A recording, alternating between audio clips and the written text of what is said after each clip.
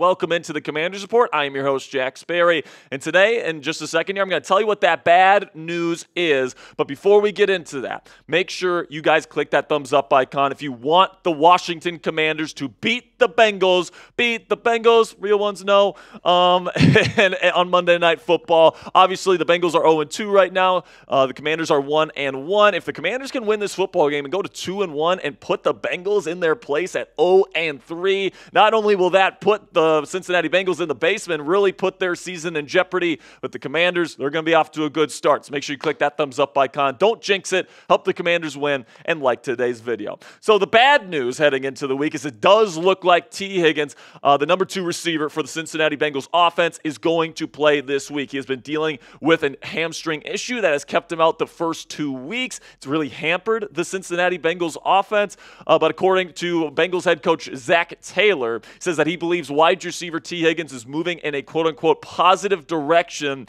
and the extra day this week will help as the team gets ready for Washington on Monday Night Football. Now, it's not a done deal. Obviously, we still have to get official word that Higgins is going to be good to go, but it definitely seems like Zac Taylor, the Bengals head coach, feels optimistic about Higgins' status heading into this Monday Night Football matchup. And the reason why that's an issue for the Washington Commanders is because they just don't have the talent. They don't have the horses in the secondary at the cornerback position to reliably cover both Jamar Chase and Tee Higgins. We know that Emmanuel Forbes just had thumb surgery. He will not be playing. All right, and when he has been on the field, he hasn't looked good. Benjamin St-Juste, I thought, looked pretty darn good last week against the New York Giants. Mike Sainristil, very talented. I believe in his future, but he's had a kind of rough couple of weeks. And Michael Davis and Noah Igbinoghene, I mean, come on now. Like, seriously, those are your reserves. And then, one of those guys is going to have to start this week against this really, really dynamic wide receiver duo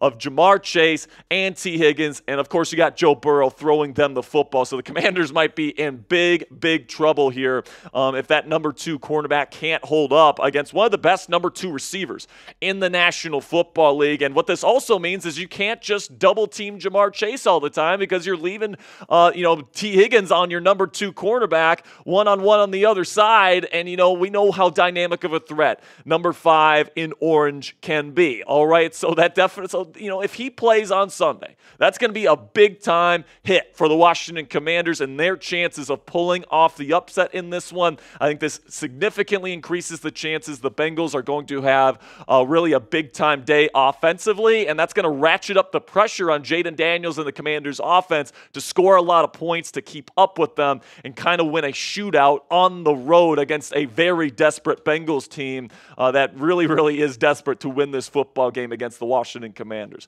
So let me know down there in the comments section, what is the % chance of a Washington Commanders victory if Tee Higgins plays on Monday night? Put it on a scale of 0, meaning no chance they win, to 100, meaning definitely going to win. For me personally, I'll probably give them, I don't know, man. This might seem low, but a 15% chance of winning just because, I think it's going to be so hard to guard Jamar Chase and Tee Higgins with the cornerbacks that you have. And then you put on top of that the fact that the Commanders' pass rush just hasn't been that good this year. For me personally, I'd probably put it at about a 15, but this will be the pinned comment on today's show. So YouTube's going to throw you an ad break here in just a couple of seconds. And while that ad plays, find that pinned comment at the top of the comment section and put this on a scale of 0 to 100.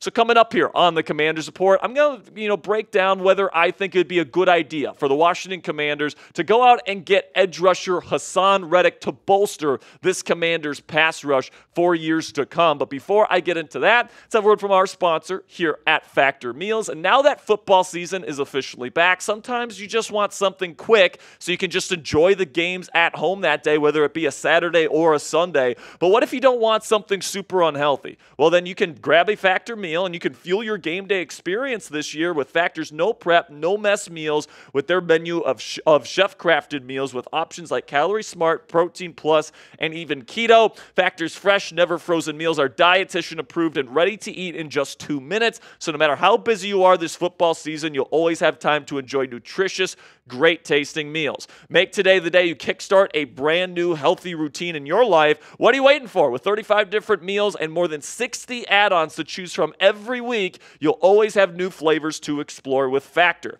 Make your day delicious from breakfast to dessert and stay fueled with easy, nutritious options. Head on over to factormeals.com/CommandersChat50 and use code CommandersChat50. It's right down there in the bottom of your screen right now to get 50% off your first box plus 20% off your next month as well. That's code CommandersChat50 at factormeals.com/CommandersChat50 to get 50% off your first box plus 20% off your next month while your subscription is still active. A big shout out to Factor Meals for sponsoring today's edition of the Commanders Report.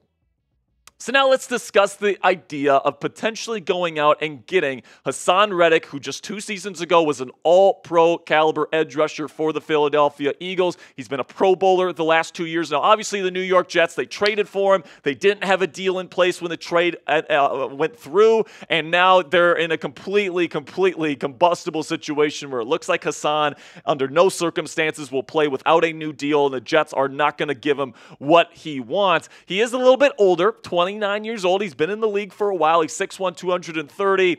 And I can tell you guys this right now. I think Haason Reddick, who played for the Philadelphia Eagles over the last couple of seasons, would absolutely love to play that team twice a year in this Dan Quinn defense. Take a look at what Haason has been able to do over the last several seasons here, and you look at that sack production. And we know, all right, through the first 2 weeks, the Commanders have not been a very good pass rush. They could use a guy like Haason Reddick, who is an elite pass rusher. He is a little bit older, so maybe a rebuilding team like the Commanders, maybe not so interested, but man, this guy's an impact player, and right now his trade value has never been lower because of his behavior with the New York Jets this offseason. And really, man, Haason Reddick fits the mold of that quote-unquote Micah Parsons role that, they don't really have here in Washington, that they can't really utilize in this Dan Quinn and Joe Witt Jr. scheme. I thought for a while maybe Frankie Louvu or Bobby Wagner would fit into that role, but neither of those guys are really fitting into that particular role at this point. We can just skip to the next graphic, Joey. That's not what I want right there. But you look at Haason Reddick and what he brings to the table and what he would bring to the table to the Washington Commanders. It is a top-flight edge rusher for this football team, and we know that this team could certainly use that. After the first 2 weeks, you go up against Tampa Bay and the New York Giants, two teams with maybe not the best offensive lines in the world, especially in the middle on the interior, and you only have 2 sacks through week 2, and both of those sacks are to Cleveland Ferrell, the big signing. Dorrance Armstrong this offseason, 0 sacks. Jonathan Allen and Deron Payne, the duo that you're paying over $160 million over 4 years to, 0 sacks, all right? So Haason Reddick, what he would do is that he would bring a top-flight edge rusher and almost a guaranteed 10 sacks per season to the Washington Commanders. That is if he's in game shape and ready to play right now. And another thing that I'll say here about Mr. Haason Reddick is that his trade value has taken a hit. It really has, because of the way that he has handled his whole contract situation this offseason, demanding to be paid a certain amount of money that neither the Philadelphia Eagles or the New York Jets have been willing to pay at this point. I do think that you can get him for a relatively reasonable price, especially for somebody that was an all-pro just 2 seasons ago and has been a Pro Bowler the last 2 seasons. So let's take a look at my proposed Haason Reddick trade idea. I don't think the Commanders want to just give away a draft pick. I think if they give away a draft pick, they're going to want another one in return in a pick swap because they just want to keep as many draft picks as possible because they are a rebuilding team. So I would say get Haason Reddick and a 5th-round pick in 2025 and then swap that for a 4th-round pick in 2025. You still have multiple picks in the first 2 days of the draft. You're not giving up a day 2 pick in exchange for Haason. This is a day 3 pick for somebody that could be a game changer for years to come on this defense and is a perfect fit for Dan Quinn and Joe Witt Jr.'s defense here in Washington. Plus, he gets to play his former team in the Philadelphia Eagles twice a year, which I know for a fact he would love to do. However, the downside to getting a guy like Haason is that you got to pay the man, and you do run the risk of the behavior issues and him just quitting on the team and not showing up and all these different things. And he definitely wants to get paid among probably the top 5 5 highest paid edge rushers in football. So you got to pay him at least $25 million per year if you pull the trigger on this trade. If you don't want to do that for an aging edge rusher, I completely understand that. So let me know what you guys think down there in the comments section. Would you accept this trade for Haason Reddick, or are you good with what the Commanders already have? Type A if you'd accept it, or type D if you're going to decline it. Can't wait to see what you guys have to say about this potential trade for the Burgundy and Gold.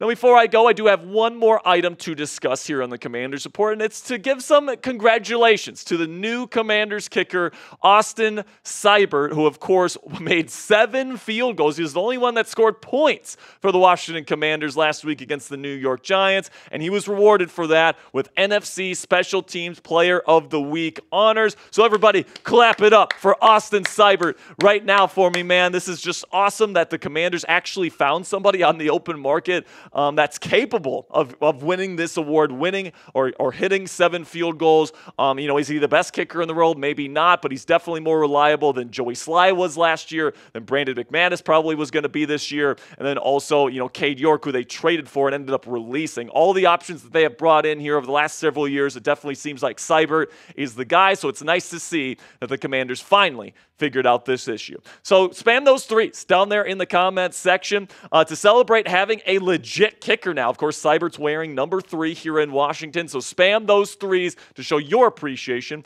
for the new kicker in the nation's capital. All right, that's going to be it for today's show, guys. I appreciate all of your support. Make sure you guys click that subscribe button for more extensive, in-depth Commanders coverage for free here on YouTube every single day.